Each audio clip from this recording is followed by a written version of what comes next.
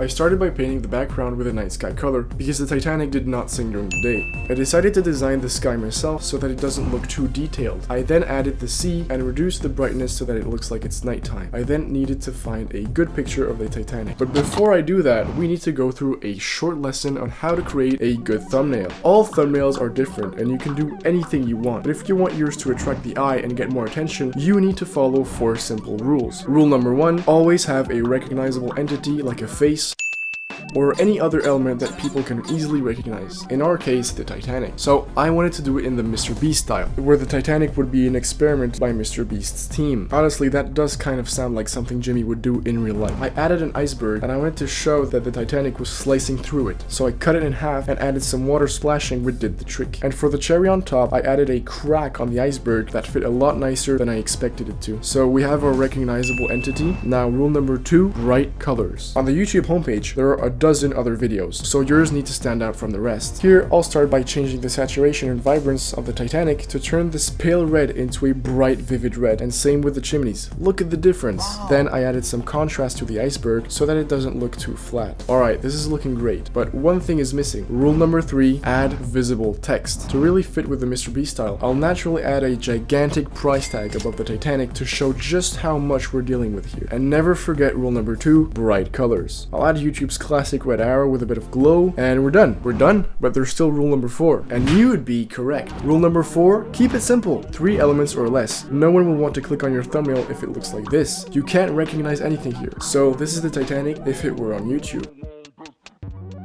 Next on the list is Oppenheimer by Christopher Nolan. I started by looking for Oppie's face. This one was okay, but he's looking down and his facial expression is overall boring, so we need him to smile. There we go. I'll stick to the Mr. Beast style because making an atomic bomb sounds like something Jimmy would do in real life. Behind him, I added a desert landscape from Nevada to comply with Los Alamos. And finally, I needed to add an atomic bomb mushroom cloud. This one fit the best, so I deleted the sky from the desert so we can see the explosion. I then tweaked the colors a bit so all 3 pictures could match together, and also messed with the contrast to give the overly detailed look you see on thumbnails everywhere on YouTube. As a finishing touch to the character, I made his eyes brighter and bluer to add even more vivid colors and to strengthen rule number 1, the recognizable entity. I then applied a small radial blur to show the shockwave generated from the blast. And finally, I added the text in white so that it could stand out. Recognizable entity check, vivid colors check, text check, and it's simple, so Oppenheimer is finished.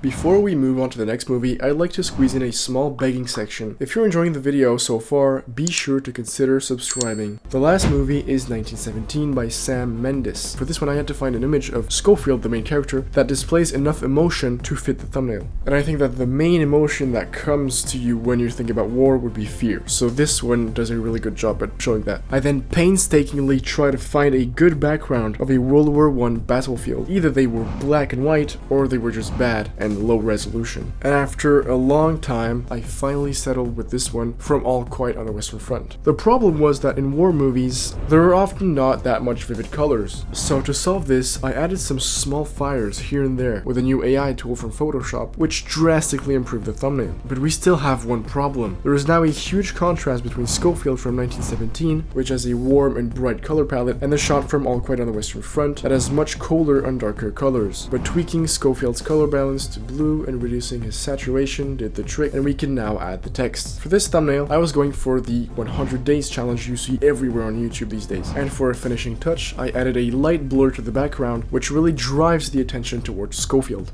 And with that, the 3 thumbnails are completed. So that's it for the video, guys. If you do like my content, please consider subscribing, and I hope you like this video. This is the first video that is kind of apart from the whole geography scheme of my channel, so tell me if you like that, and I'll keep making more. See ya.